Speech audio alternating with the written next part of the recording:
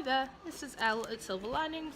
Today I'm going to be filming a video showing you body jewellery and the terminology for it. Also, I'm going to briefly go into the uses and placement you may put this body jewellery, but again, this isn't about piercings itself, it is about the jewellery. I hope you enjoyed this video, and yeah, see you later. So the first thing I'm going to show you is this little dude. That is a labret post. It is flat on this side, flat disc, and a little ball on the other side. And the ball comes off, the ball goes on. This, again, you might see this in loads of things, tongues, nipples, ears even. This is a barbell. This specifically is a 18mm barbell, 1.6. Even when the tiny teeny little things that you might wear in your helix, they're a barbell. What we call a circular barbell, not a horseshoe, although horseshoe would suffice. This is a circular barbell because it's a barbell but circular. Sure, some of you could see this coming, but the next thing is a curved barbell. So you see it has a slight dip in it. The shape is slightly off just because it's a curved barbell, not a banana bell, not a bent bar. You might use it in a rook, a forward helix, daith. I like piercing daiths with these.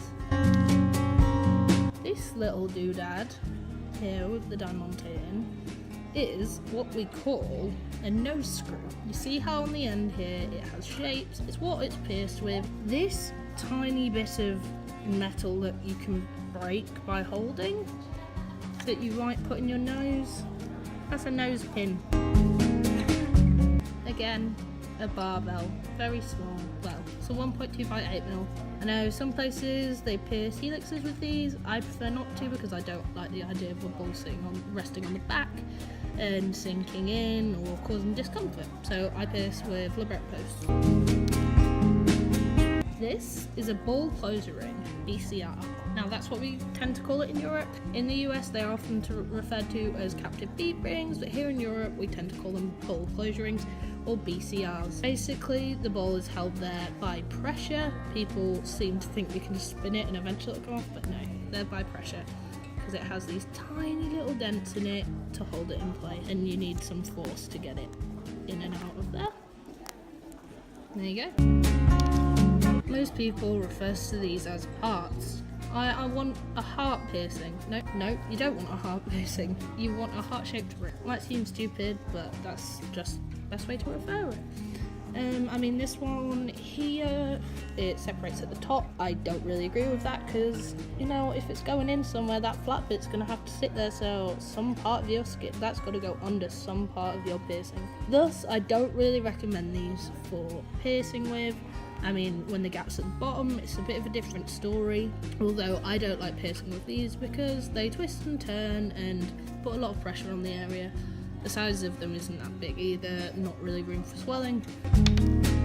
This is a navel bar, round at the bottom, at the top. I mean, you could use a surface bar for a navel as well, but yeah, as far as this goes, this is a navel bar. The place where it's pierced, it's called a navel, so this is a navel bar. It's kind of straightforward. Surface bars. Sometimes I call them a staple bar. People don't really like that, but I mean, it looks like a staple. These for surface piercings, and they sit under the skin, and then this bit comes out. Cool? Cool.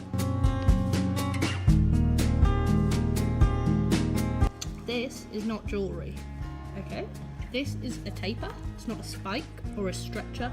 This is a taper because it's tapered to get larger as you go along. They are a body modification tool, not jewellery. If you were stretching somewhere like your ear, for example, or your lip, you could get one of these guys.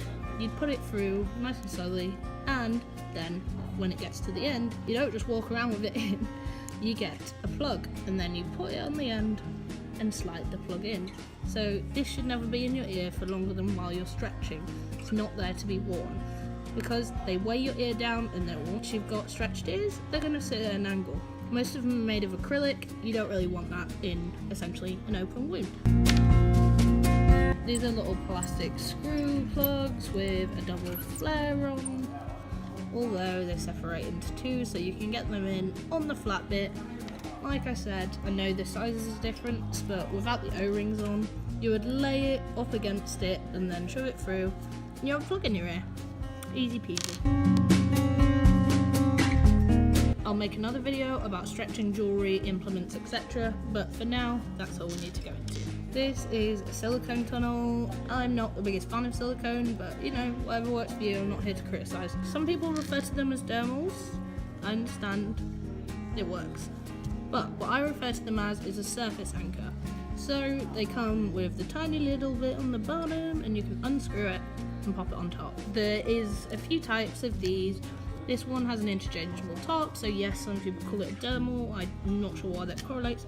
And surface anchors, often enough, are fully attached, both parts, and you cannot change the heads on. So thank you for watching this video on terminology. I hope I didn't make any slip-ups, but yes, it might help you if you are interested in buying body jewellery or wearing body jewellery, so that's for you. From all of us here at Silver Lining, have a lovely Halloween, and it won't be Halloween anymore when this is up, but I hope you had a lovely Halloween.